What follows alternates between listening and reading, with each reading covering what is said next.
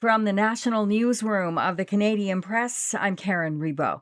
The U.S. and Iran ended face-to-face talks today in Pakistan without an agreement to end the war, leaving a fragile 2-week ceasefire in doubt. U.S. Vice President J.D. Vance said there was no deal. We have been at it now for 21 hours, and we've had a number of substantive discussions with the Iranians. That's the good news.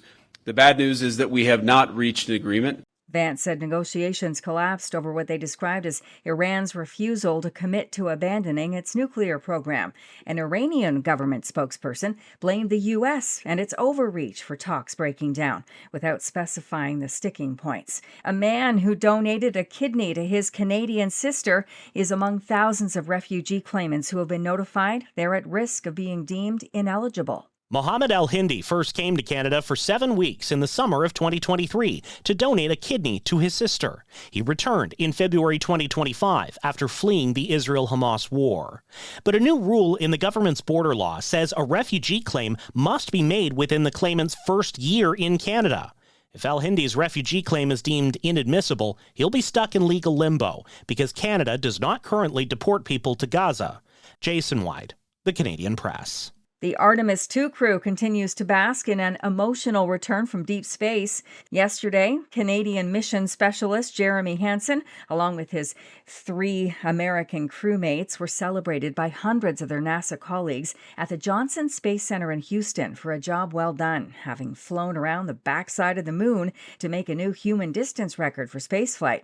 Pilot Victor Glover shared his feelings about being part of the first lunar flyby for NASA in more than half a century. The gratitude of seeing what we saw, doing what we did, and being with who I was with, it's too big to just be in one body. Hansen sought to lighten the mood and commented about Commander Reed Johnson, who had been seated a few chairs away. Well, it's been a lot.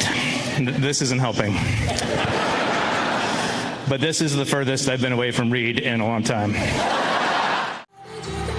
Coachella! It was Biebercella overnight.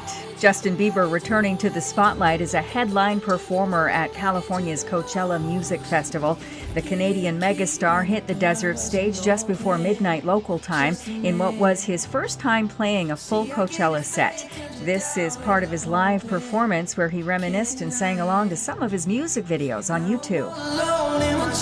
It also marked the Stratford, Ontario native's biggest live performance since he canceled his 2022 tour to deal with the health effects of his Ramsay-Hunt syndrome diagnosis and the partial and temporary paralysis of his face.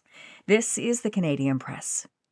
In sports, the Ottawa Senators have clinched an NHL postseason berth. Ottawa blanking the Islanders 3-0. The Philadelphia Flyers flew past Winnipeg 7-1. In a game that didn't matter for either team, the defending champion Florida Panthers cruised past the Toronto Maple Leafs 6-2. The Vegas Golden Knights beat Colorado to secure a playoff berth. In baseball, the Toronto Blue Jays will play the rubber match of their 3-game home series with the Minnesota Twins this afternoon. The Twins beat the Blue Jays 7-4 yesterday, and the Jays lost DH George Springer in the 6th with a fractured big toe. And Rory McIlroy's big lead at the Masters has disappeared. The defending champ entered yesterday's 3rd round at Augusta National with a 6-stroke lead, but after shooting a dismal 1 over par on the day, he'll enter today's final round, sharing the lead with Cameron Young at 11 under. Canadians who made the cut are Nick Taylor at 3 under, and Corey Connors is at +3. From the Canadian Press, I'm Karen Rebo. Thanks for listening. Don't forget to follow and subscribe.